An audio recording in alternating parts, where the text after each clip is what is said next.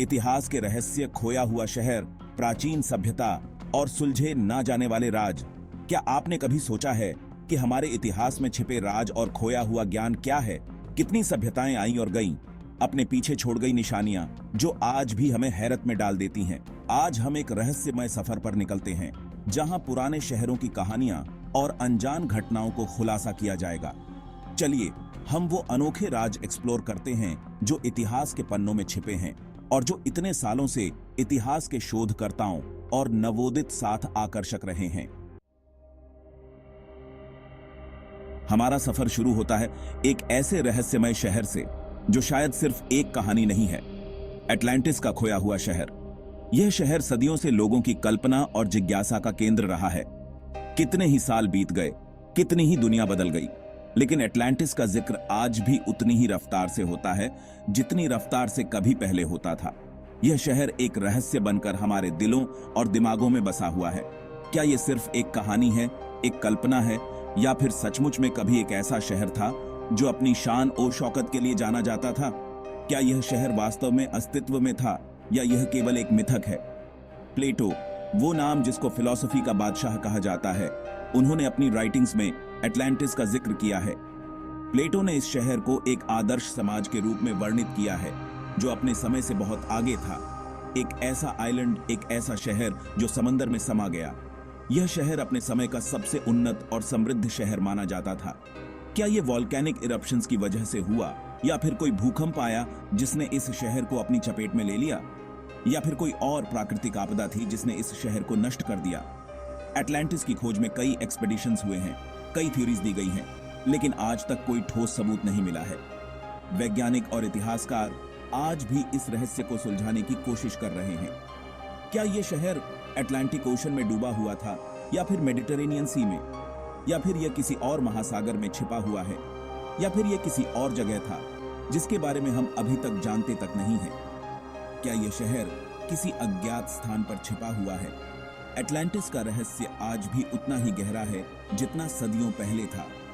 यह रहस्य हमें अपनी ओर आकर्षित करता है और हमें सोचने पर मजबूर करता है। क्या हम कभी जान पाएंगे कि आखिर इस शहर के साथ हुआ क्या था? क्या हम कभी इस रहस्य को सुलझा पाएंगे? क्या हम कभी उन लोगों के बारे में जान पाएंगे जो इस शहर में रहते थे? उनकी संस्कृति कैसी थी? उनका रहन सहन कैसा था? क्या हम उनकी जीवन शैली और उनके समाज के बारे में जान पाएंगे? क्या एटलांटिस के बारे में जानने की हमारी ये तमन्ना कभी पूरी हो पाएगी? क्या हम इस खोए हुए शहर के रहस्यों को उजागर कर पाएंगे, या फिर ये रहस्य हमेशा के लिए एक रहस्य ही बना रहेगा? क्या यह रहस्य कभी सुलझ पाएगा, या यह हमेशा के लिए अनसुलझा ही रहेगा? और शायद यही इस दुनिया का सबसे बड़ा आकर्षण है, एक ऐसा रहस्य जो हमें हमेशा अपनी ओर खींचता रहेगा, हमें सोचने पर मजबूर करता रहेगा। पेरू के सूखे बंजर डेजर्ट्स में एक ऐसा राज छुपा है जो सदियों से दुनिया को हैरत में डाले हुए है, नाज़का लाइंस। ये जमीन पर बनी वो जाइगेंटिक फिगर्स हैं जो सिर्फ आसमान से ही साफ दिखाई देती हैं। कोई कैसे इमेजिन कर सकता है कि इतनी बड़ी फिगर्स इतनी एक्यूरेसी के साथ बिना किसी मॉडर्न टेक्नोलॉजी के बनाई गई होंगी? ये लाइंस कोई छोटी मोटी लाइंस नहीं हैं, ये तो माइल्स तक फैली हुई हैं, और इनमें एनिमल्स, प्लांट्स, जियोमेट्रिक शेप्स सब कुछ शामिल है। हमिंगबर्ड, स्पाइडर, मंकी, कॉन्डोर, ये सब कुछ जमीन पर एक ऐसे अंदाज में उकेरा गया है जैसे कोई आर्टिस्ट ने आसमान में बैठकर जमीन को अपना कैनवस बना लिया हो। नाज़का लाइंस के बारे में सबसे बड़ी बात यह है कि ये फिगर्स इतनी परफेक्ट हैं कि आज की मॉडर्न टेक्नोलॉजी से भी इन्हें बनाना आसान नहीं होगा। तो फिर सवाल ये उठता है कि आखिर 2000 साल पहले बिना किसी सोफिस्टिकेटेड टूल्स के इन लाइंस को बनाने वाले नाज़का लोग कौन थे? क्या ये लाइंस एलियंस ने बनाई थी? क्या ये किसी एंशिएंट सिविलाइजेशन का मैसेज है, या फिर ये सिर्फ नाज़का लोगों की क्रिएटिविटी और इमेजिनेशन का नमूना है? साइंटिस्ट्स और रिसर्चर्स ने इस रहस्य को सुलझाने की बहुत कोशिश की है, लेकिन आज तक कोई भी इस सवाल का जवाब नहीं दे पाया है।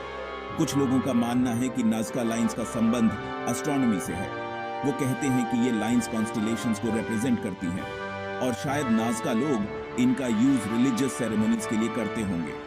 लेकिन ये थ्योरी भी पूरी तरह से कन्विंसिंग नहीं है, क्योंकि बहुत सी लाइंस का कॉन्स्टेलेशन से कोई संबंध ही नहीं पाया गया है। एक और थ्योरी ये है कि नाज़का लाइंस का यूज वाटर सोर्सेज को लोकेट करने के लिए किया जाता होगा।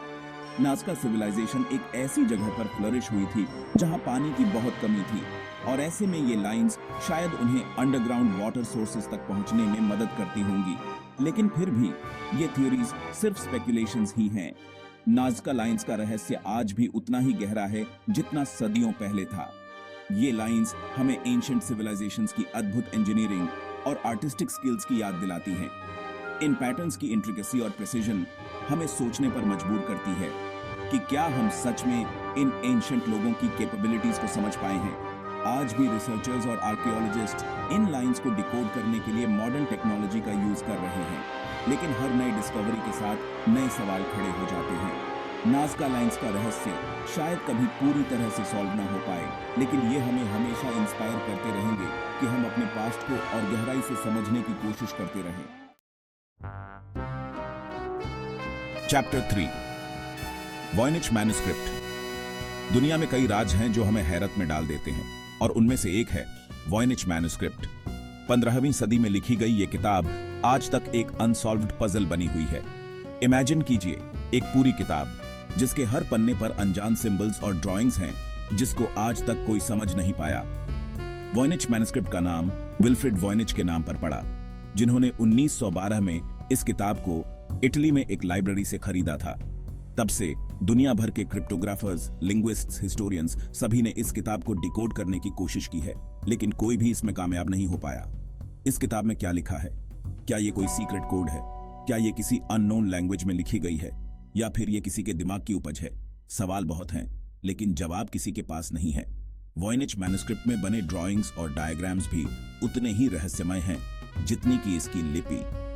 कुछ ड्राइंग्स में तो ऐसे प्लांट्स और एनिमल्स दिखाए गए हैं जो इस दुनिया में कहीं भी नहीं पाए जाते। क्या ये किसी और ग्रह के जीव हैं?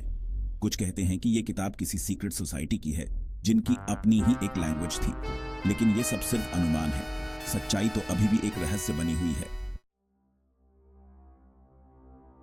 Chapter 4 Roanoke colony. आज हम एक ऐसे खोए हुए बस्ती के बारे में बात करेंगे जिसका राज आज तक सुलझा नहीं जा सका है, रोनोक कॉलोनी। यह कहानी रहस्यों और अनसुलझे सवालों से भरी हुई है। 16वीं सदी में जब यूरोपियन पावर्स नई दुनिया को एक्सप्लोर कर रहे थे, तब इंग्लैंड ने नॉर्थ अमेरिका के ईस्ट कोस्ट पर एक कॉलोनी बनाने की कोशिश की। यह समय था जब नई भूमि की खोज और उपनिवेश बनाने की होड़ मची हुई थी। इस कॉलोनी का नाम था रोनोक, जो आज के नॉर्थ कैरोलिना में स्थित था। यह स्थान प्राकृतिक सुंदरता और संसाधनों से भरपूर था, जो सेटलर्स को आकर्षित करता था। 1587 में जॉन वाइट के नेतृत्व में 100 से भी ज्यादा पुरुष, महिलाएं और बच्चे रोनोक पहुंचे। वे एक नई शुरुआत की उम्मीद में आए थे, लेकिन उनकी यात्रा चुनौतियों से भरी थी। लेकिन कुछ ही समय बाद उन्हें सप्लाईज की कमी महसूस होने लगी और जॉन वाइट वापस इंग्लैंड चले गए ताकि वो और सप्लाईज लेकर आ सकें। यह एक कठिन निर्णय था, लेकिन आवश्यक था। लेकिन जब 3 साल बाद जॉन वाइट रोनोक वापस पहुंचे तो वहां उन्हें एक भी व्यक्ति नहीं मिला। पूरी कॉलोनी गायब थी। यह दृश्य उनके लिए एक बड़ा झटका था। सिर्फ एक क्लू मिला। एक पेड़ पर क्रोएटुअन शब्द उकेरा हुआ था। यह एकमात्र संकेत था जो उनके पीछे छोड़ा गया था। क्रोएटुअन क्या था? यह एक नियरबाई आइलैंड का नाम था जहां नेटिव अमेरिकन्स रहते थे। यह नाम कई सवाल खड़े करता है। क्या कॉलोनिस्ट्स ने नेटिव अमेरिकन्स के साथ रहने का फैसला किया था? क्या वे उनके साथ मिलकर रह गए थे? क्या उन्हें किसी और जगह ले जाया गया था? क्या वे किसी सुरक्षित स्थान पर चले गए थे, या फिर उनके साथ कुछ और भयानक हुआ था? क्या कोई आपदा या हमला हुआ था? कुछ लोगों का मानना है कि कॉलोनिस्ट्स को नेटिव अमेरिकन्स ने मार डाला था। यह एक संभावित थ्योरी है। कुछ कहते हैं कि वो बीमारी या भुखमरी का शिकार हो गए थे। यह भी एक संभावना है, क्योंकि उस समय चिकित्सा सुविधाएं बहुत सीमित थीं। और कुछ ये भी मानते हैं कि वो किसी और ही जगह चले गए थे और अपनी एक नई कॉलोनी बसा ली थी। यह विचार भी दिलचस्प है, क्योंकि यह उनके जीवित रहने की उम्मीद को दर्शाता है। Chapter 5 Antikythera mechanism. कभी कभी समंदर अपनी गहराइयों से ऐसे राज उगलता है जो हमारे इतिहास के बारे में समझ को बदलकर रख देते हैं। ऐसा ही एक राज है एंटीकिथेरा मैकेनिज्म। 1901 में ग्रीस के एंटीकिथेरा आइलैंड के पास स्पंज डाइवर्स को एक शिपरेक मिला। इस शिपरेक में उन्हें कई एंशिएंट आर्टिफैक्ट्स मिले, जिनमें से एक था एंटीकिथेरा मैकेनिज्म। ये मैकेनिज्म देखने में एक जंग लगे क्लॉक जैसा लगता था, लेकिन जब साइंटिस्ट ने इसका ध्यान से अध्ययन किया तो वो हैरान रह गए। ये कोई साधारण क्लॉक नहीं था, बल्कि एक अत्यंत ही जटिल और एडवांस्ड तकनीक का नमूना था। एंटीकिथरा मैकेनिज्म में कई गियर्स, व्हील्स और डायल्स थे जो एक दूसरे से जुड़े हुए थे। साइंटिस्ट का मानना है कि इसका इस्तेमाल एस्ट्रोनॉमिकल कैलकुलेशंस करने के लिए किया जाता था। ये सूर्य, चंद्रमा और तारों की गतिविधियों को ट्रैक कर सकता था और ग्रहण का भी सही भविष्यवाणी कर सकता था। एंटीकिथरा मैकेनिज्म को बनाने के लिए जिस तकनीक का इस्तेमाल किया गया था वो उस समय के लिए बहुत ही एडवांस्ड थी। दरअसल ऐसी तकनीक तो हमें कई सदियों बाद जाकर देखने को मिलती है। तो फिर सवाल ये उठता है कि आखिर 2000 साल पहले ऐसी तकनीक किसने ईजाद की? क्या ये किसी प्राचीन यूनानी वैज्ञानिक की खोज थी या फिर ये किसी और ही सभ्यता का तोहफा था? कुछ लोगों का मानना है कि एंटीकिथरा मैकेनिज्म हमें एलियंस ने दिया था। जब हम इतिहास के रहस्यों के सफर को समाप्त करते हैं, हमें याद दिलाया जाता है कि पुराने समय का कोई भी हिस्सा सिर्फ तिथियों और घटनाओं का संग्रह नहीं है, बल्कि यह एक राजों की तस्वीर है जो समझने के लिए इंतजार कर रहा है। अगर आपने इस रहस्यमय सफर में हमारे साथ आनंद लिया है तो चैनल को सब्सक्राइब करना और लाइक करना मत भूलिए। अगली बार तक धन्यवाद और मिलते हैं अगली वीडियो में। तब तक के लिए अपने आसपास नजर रखिए, क्योंकि आप कभी नहीं जानते कि इतिहास का कोई राज कहां छुपा हो।